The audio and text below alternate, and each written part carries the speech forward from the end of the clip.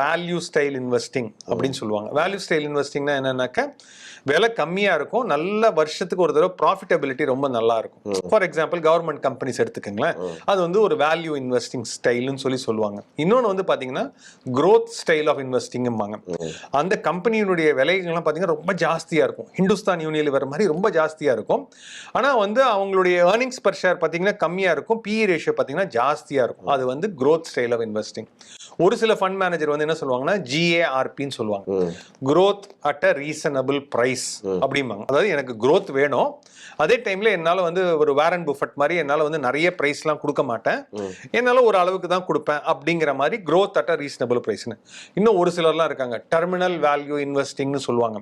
நான் இன்னைக்கு பத்தி எல்லாம் கவலைப்படல, 5 வருஷம் கழிச்சு அது எப்படி இருக்கும் அப்படின்னு பார்த்து terminal value investing.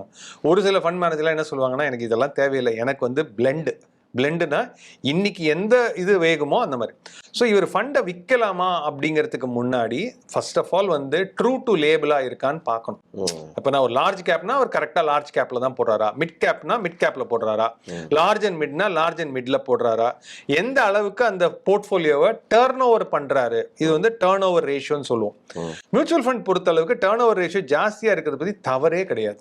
Higher turn over ratio absolutely fine. ஏன்னு கேட்டீங்கன்னா அவர் மியூச்சுவல் ஃபண்ட் பண்ற டர்ன் ஓவருக்கு எந்த விதமான டாக்ஸும் கட்ட வேண்டாம். இப்ப நீங்களும் நானும் வந்து தனியா ஒரு ஷேர் வாங்குறோம் அப்படின்னா அது வித்தா அதுக்கு டாக்ஸ் கட்டணும், ஏன்னா நம்ம ஒரு இண்டிவிஜுவல் இன்வெஸ்டர்.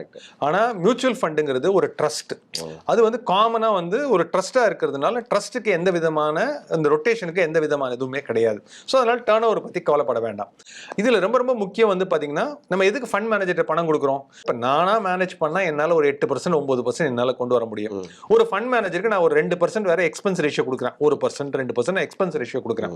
அதுல டிஸ்ட்ரிபியூட்டருக்கு வேற கொஞ்சம் போகுது. எல்லாம் பண்ணதுக்கு அப்புறம் ஏன் கொடுக்குறேன்னா உங்க கிட்ட இருந்து கிடைக்கக்கூடிய ஆல்ஃபான்னு சொல்லுவோம். ஆல்ஃபானா என்ன, ஒரு எக்ஸ்ட்ரா ரிட்டர்ன். ஓகே. ஸோ இந்த எக்ஸ்ட்ரா ரிட்டர்ன் வந்து ரொம்ப நாள் கொடுக்க முடியல, ஒரு 3 மாசம் கொடுக்க முடியல, 6 மாசம் கொடுக்க முடியல, 9 மாசம் கொடுக்க முடியல, 12 மாசம் கொடுக்க முடியல அப்படின்னு சொன்னா மட்டும்தான் விற்கணுமே தவிர ஒரு 3 மாசத்துக்குள்ளேயே நான் வந்து வித்துறேன்னு சொல்லிட்டு வாங்குறது விற்கிறது பண்ணக்கூடாது.